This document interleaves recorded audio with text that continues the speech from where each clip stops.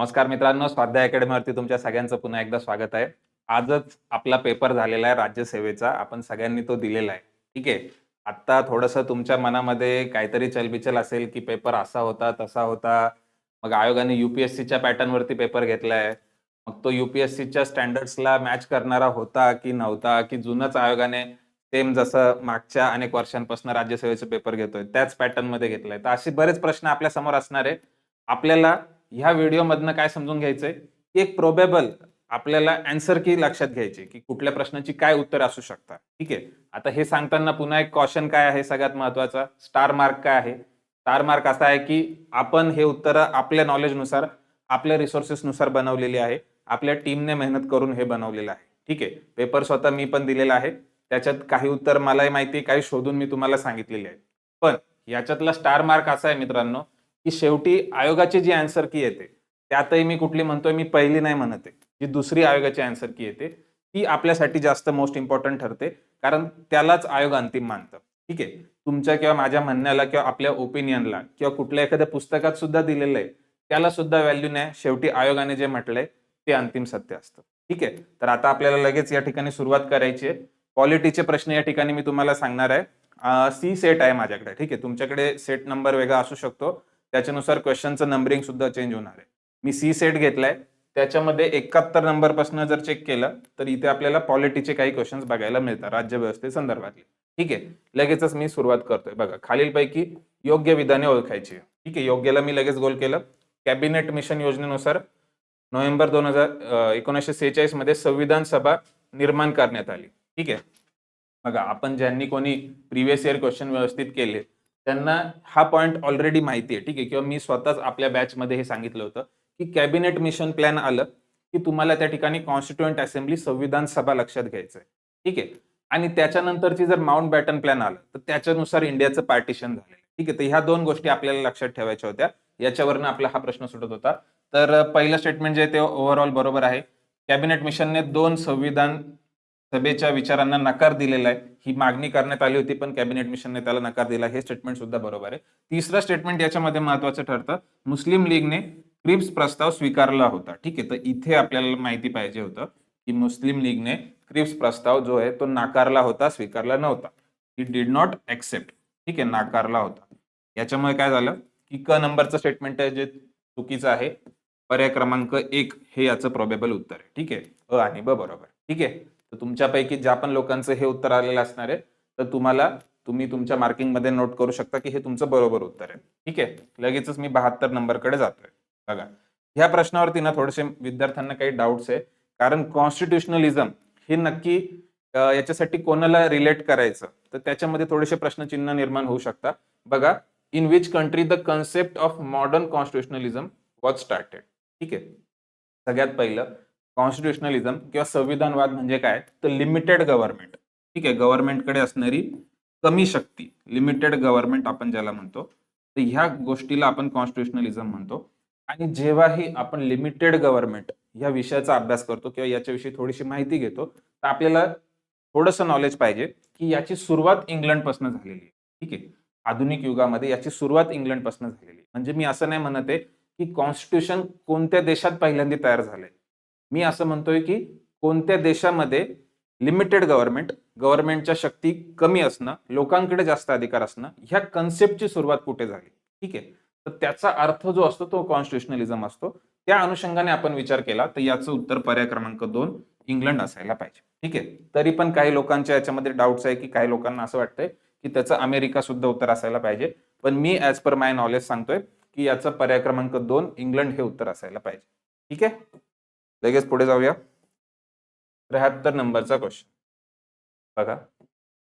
जी व्यक्ती राष्ट्रपती पद धारण करीत असेल अथवा जिने असे पद धारण केलेले आहे. ठीक आहे. म्हणजे एखादा व्यक्ती ऑलरेडी प्रेसिडेंट आहे, राष्ट्रपती आहे किंवा याच्या आधी कधीतरी तो प्रेसिडेंट राहून गेलेला आहे.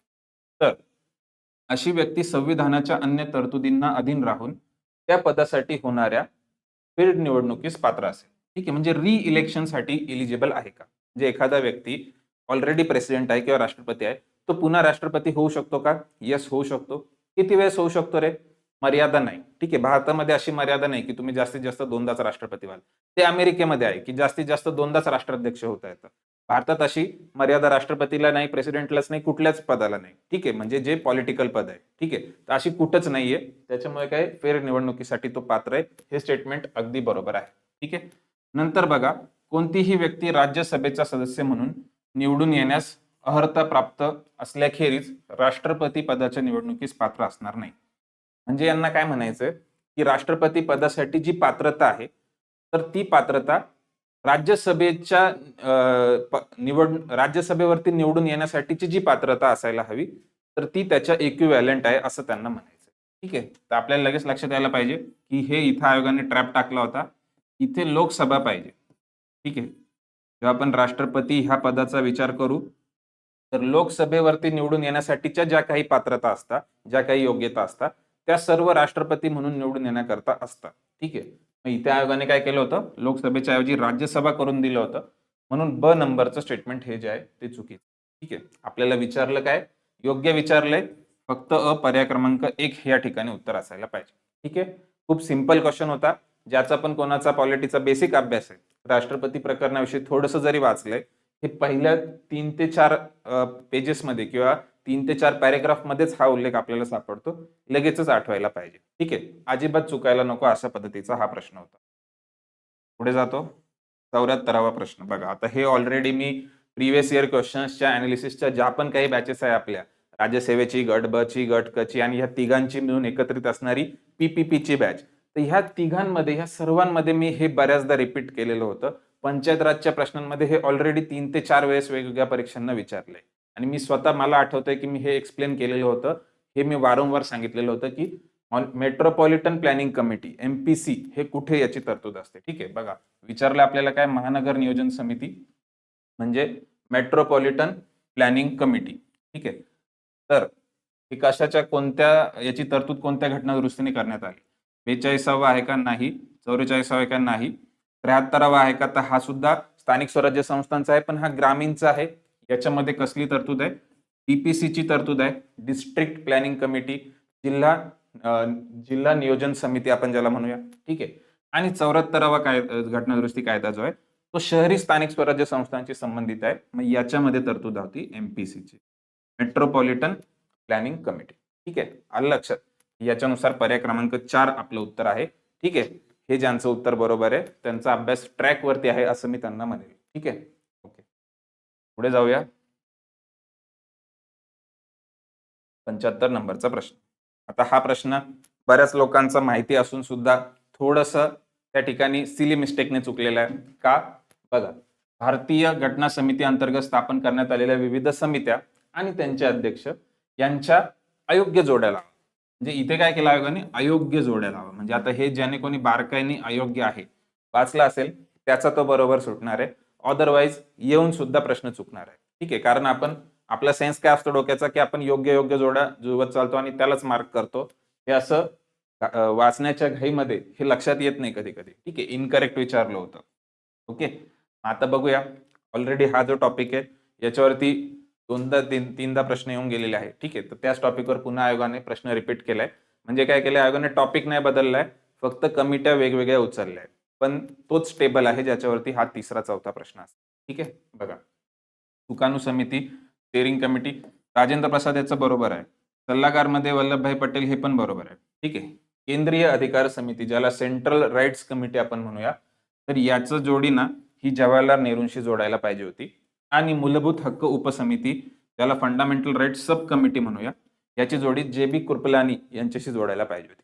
म्हणजे ह्या दोन जोड्या स्वॅप करून आयोगाने दिल्या, उलट्या पालट्या करून दिलेल्या आहेत. ठीक आहे, आता ह्या चुकीच्या आहे, ह्या चुकीच्या आहे आणि आपल्याला अयोग्यच विचारलेलं आहे.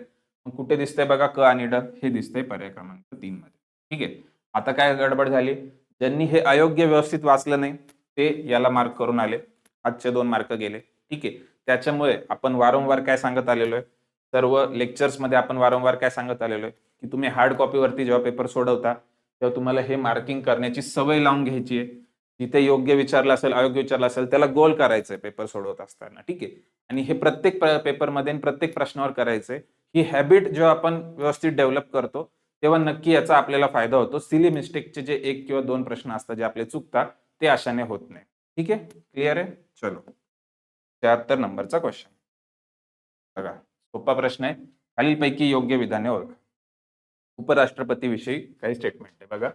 उपराष्ट्रपती ज्या दिनांकास आपले पद ग्रहण करेल त्या दिनांकापासून 5 वर्षांच्या अवधीपर्यंत ते पद धारण करेल. बरोबर आहे. ते ऑफिसमध्ये ज्या दिवशी येत आहे म्हणजे ते पद ग्रहण करताय तिथून पुढे 5 वर्ष मोजायचे. बरोबर, ठीक आहे. उपराष्ट्रपती आणि राष्ट्रपती, उपराष्ट्रपती राष्ट्रपतीस संबोधून आपल्या पदाचा सहीनिशी लेखी राजीनामा देऊ शकतो. राजीनामा देण्याची प्रोसेस काय? उपराष्ट्रपतींनी त्याचा राजीनामा राष्ट्रपतीला सोपवायचा आहे. राष्ट्रपतींनी कोणाला सोपवायचा आहे? राष्ट्रपतीने उपराष्ट्रपतीला सोपवायचा आहे. ठीक आहे, म्हणजे याने त्याला त्याने याला अशी द्यायची पद्धत आहे राजीनामामध्ये. ठीक आहे, तर हे सुद्धा बरोबर आहे. ठीक आहे. लोकसभेच्या त्यावेळेच्या सर्व सदस्यांच्या बहुमताने पारित झालेल्या आणि राज्यसभेने संमत केलेल्या ठरावाद्वारे उपराष्ट्रपतीस त्यांच्या पदावरून दूर करता येते. आता हे काय?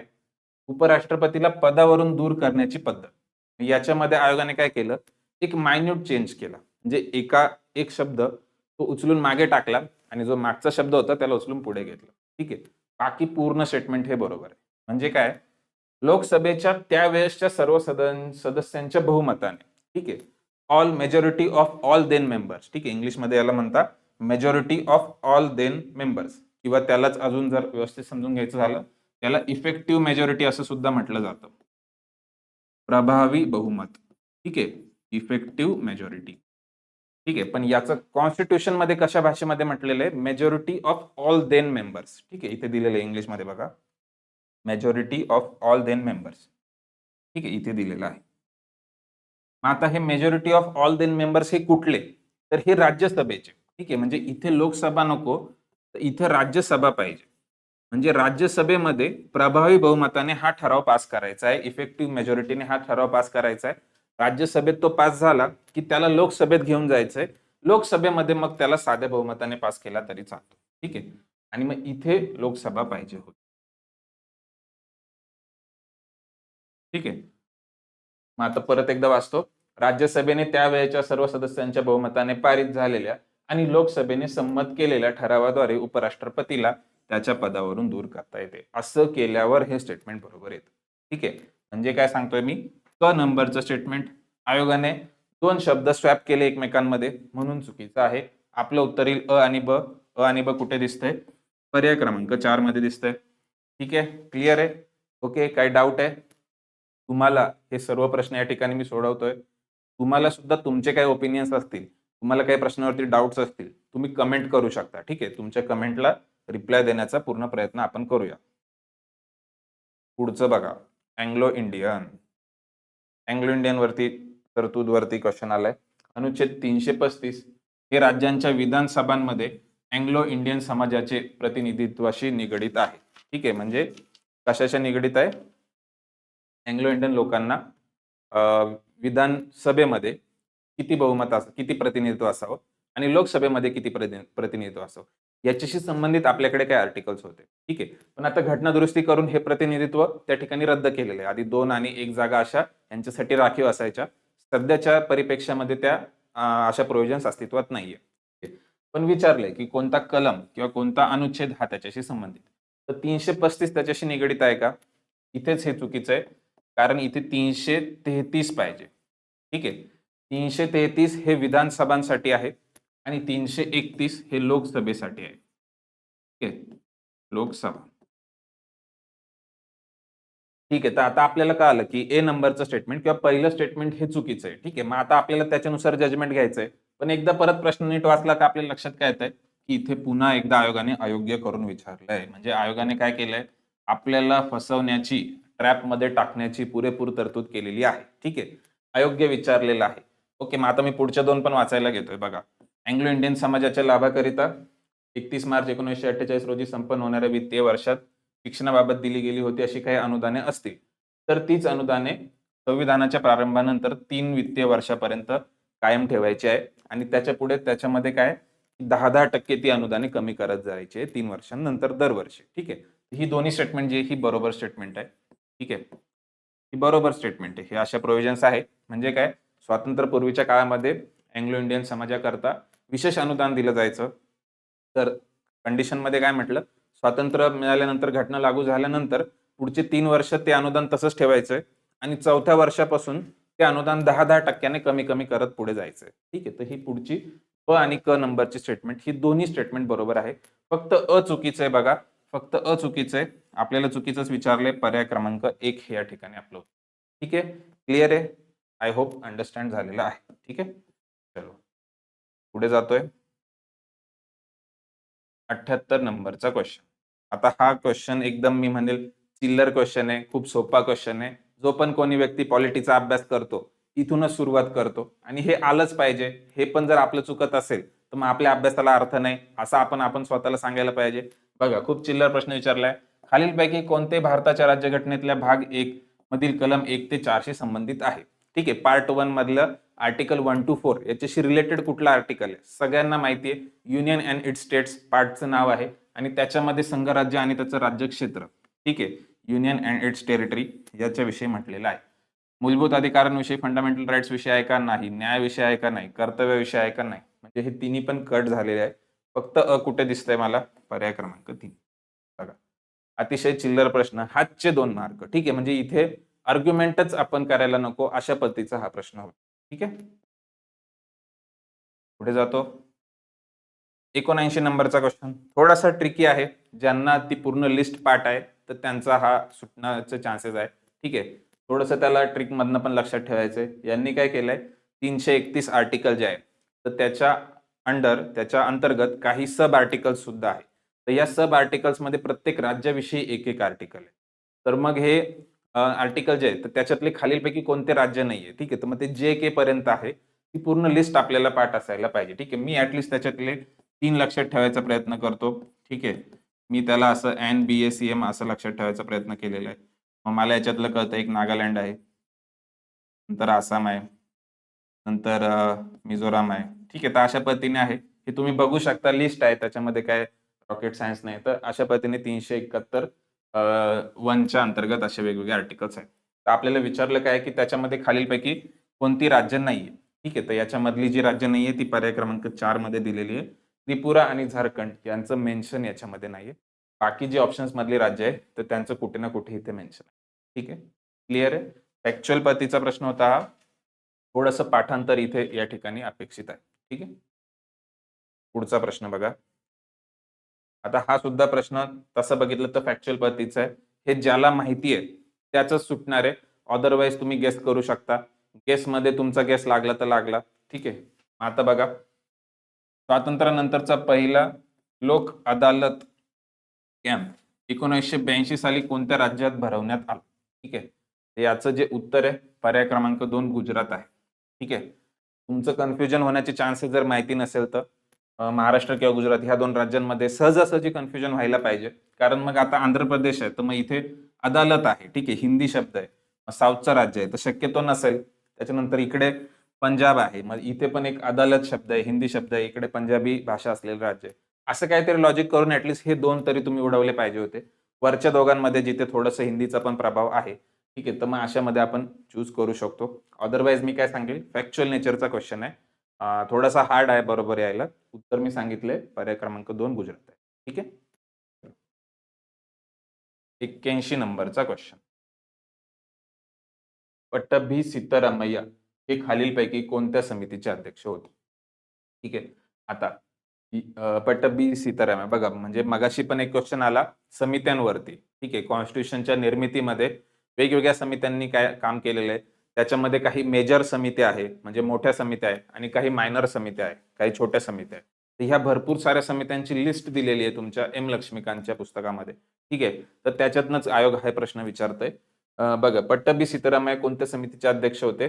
तर सभागृह समिती आणि मुख्य आयुक्तांच्या प्रांताबाबत समिती, हे जे पहिले 2 आहे यांच्याशी ते संबंधित होते. आणि हे नागरिकत्वाबाबत तदर्थ आणि सर्वोच्च न्यायालयाबाबत तदर्थ समिती याच्याशी संबंधित नव्हते ते. ठीक आहे. याच्याशी संबंधित जे होते त्यांचं नाव आहे वरदाचार्य. ठीक आहे. वरदाचार्य हे याच्याशी संबंधित होते. ओके. तर मग याच्यानुसार आपल्याला काय कळालं, ए आणि बी असायला पाहिजे. पर्याय क्रमांक 1 आपलं उत्तर आहे. ठीक आहे. फक्त अ आणि ब. ठीक आहे. क्लिअर आहे? एकाच टेबलवरती 2 प्रश्न एकाच पेपरमध्ये बघायला मिळाले.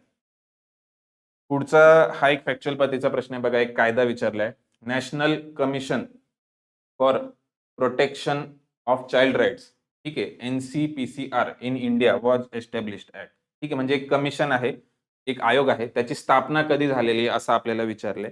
याचं उत्तर जे आहे ते पर्याय क्रमांक 3 आहे, 2007. ठीक आहे, त्याच्यामध्ये काही लॉजिक सांगण्यासारखं नाहीये. हे माहिती आहे तर माहिती आहे, otherwise you can skip this question. पुढचा पॉक्सो. ठीक आहे, हा थोडासा फेमस आहे, हा माहिती असायला पाहिजे होता. ठीक आहे, कारण न्यूजमध्ये असतो, चर्चेमध्ये असतो, त्याच्यामुळे थोडंसं याचं बॅकग्राऊंड माहिती असायला पाहिजे. तर हा जो पॉक्सो ऍक्ट आहे हा कधी फ्रेम केलाय? 2012. पर्याय क्रमांक 2 हे या ठिकाणी याचं उत्तर. ओके, क्लिअर आहे? 84 नंबरचा प्रश्न. राष्ट्रीय महिला आयोगाची भारतात स्थापना केव्हा झाली? मागे एक प्रश्न विचारला होता आयोगाने, राष्ट्रीय महिला आयोगाच्या अध्यक्षांचं नाव विचारलं होतं. ठीक आहे, पुन्हा सेम टॉपिकवर क्वेश्चन आला की त्याची स्थापना कधी झाली. जेव्हा मी हा प्रश्न बॅचमध्ये एक्सप्लेन केला होता त्याच्यात मी सगळं सांगितलेलं होतं. कायदा कधीचा आहे, पहिले अध्यक्ष कोण आहे, सध्याचे अध्यक्ष कोण आहे, रचना काय आहे, स्थापना कधी झाली, हे सगळं आपण सांगितलं होतं. सेम इन्फॉर्मेशन वरती क्वेश्चन आलाय बघा. भारतात स्थापना केव्हा झाली आहे? 1992 ला याची स्थापना झालेली आहे. पर्याय क्रमांक 3 हे आपलं उत्तर असायला पाहिजे. ठीक आहे, आणि कायदा केव्हाचा आहे? नॅशनल कमिशन फॉर वुमन, त्याच्यासाठी जो कायदा बनवलाय तो 1990चा आहे. ठीक आहे, कायदा 1990चा आहे, पण त्या कायद्यानुसार आयोगाची स्थापना 1992 ला झाली आहे. आपल्याला स्थापनाच विचारली होती. ठीक आहे, पर्याय क्रमांक 3 हे या ठिकाणी उत्तर. ठीक आहे, बघा आयोग काय करतात, जिथे तुम्ही सहज एखादं उत्तर मार्क कराल ना, तो ऑप्शन पहिले घेत असतं. ठीक आहे, त्याच्यामुळे एखादा प्रश्न आपल्याला असा जाणवतो की खूप सोपा प्रश्न आयोगाने विचारलाय, त्याचं उत्तर पर्याय क्रमांक 1 आहे, तर एकदा पुन्हा एकदा विचार करायचा, कारण तिथे ट्रॅप असण्याची शक्यता. इथे पण ट्रॅप कसं आहे की महिला आयोगाची स्थापना सगळ्यांना माहिती आहे 1990 आणि त्याच ऑप्शनला वर घेतलं गेलंय. ठीक आहे, सॉरी, कायद्याचा जो कायदा आहे तो 1990चा आहे, हे सगळ्यांना माहिती आहे आणि त्या ऑप्शनला वर घेतलंय आणि विचारलं स्थापना आहे. ठीक आहे, ते एकदा बघून घ्यायचं आहे. पुढचा प्रश्न, हा पण प्रश्न मी सांगेल लॉजिकल आहे, म्हणजे आपल्याला एक्झॅक्ट माहिती नसेल तरी समजलं पाहिजे. बघा, खालीलपैकी कोणती कार्य 24 जानेवारी 1950 रोजी संविधान सभेने केली? ठीक आहे, राष्ट्रध्वजाचा स्वीकार, राष्ट्रगीताचा स्वीकार, राष्ट्रगानाचा स्वीकार आणि डॉक्टर राजेंद्र प्रसाद यांची भारताचे प्रथम राष्ट्रपती म्हणून निवड. ठीक आहे, आता ह्या एवढ्या गोष्टी आहे. तुम्ही म्हणाल की यार हे एक्झॅक्टली माहिती असेल तर सुटेल, पण नाही, कॉमन सेन्सने सांगा. विचारलं कोणत्या तारखेचं? 24 जानेवारी 1950. 1950चं विचारताय. ठीक आहे, आणि आपल्याला एवढं तर माहिती आहे की भारताला जेव्हा स्वातंत्र्य मिळालं 1947 ला, तर त्या रात्री पंडित नेहरूंनी आपल्या लाल किल्ल्यावरती तिरंगा फडकवला होता, ध्वज फडकवला होता. याचा अर्थ काय की तिरंगा ध्वज हा ह्या तारखेच्या आधीपासून आपण एक्सेप्ट केलेला असायला पाहिजे. एवढं तर कॉमन सेन्स आपल्याला असायला पाहिजे. आता तिरंगा ध्वजाचा स्वीकार हा नक्कीच याच्या आधी झालेला असेल. जर तो 1947 लाच फडकवलाय तर तो त्याच्या आधी स्वीकारला गेला असणार. बरोबर, म्हणून मी अ ला रिजेक्ट करतोय. आता अ जिथे जिथे मी सगळं रिजेक्ट करणार आहे. म्हणजे मला फक्त कॉमन सेन्सनी पाहिजे होतं. 3 ऑप्शन माझे कट झाले. ब कडं उरलं, मला पुढचे न वाचता सुद्धा ते ऑप्शन आहे ते कळालं आहे की ते उत्तर आहे. ठीक आहे, पर्याय क्रमांक 4 हे आपलं. ठीक आहे, म्हणजे मी काय सांगतोय की हे माहिती नसताना सुद्धा फक्त थोडंसं लॉजिक, थोडासा कॉमन सेन्स जागृत असणं, ह्यावर सुद्धा काम होतंय. ठीक आहे, आता हे बाकी तुम्हाला माहितच आहे, राष्ट्रगीत, नॅशनल अँथम, नॅशनल सॉन्ग वगैरे वगैरे हे त्या दिवशी. ठीक आहे, पर्याय क्रमांक 4 हे आपल्या या ठिकाणी. ओके, क्लिअर असेल?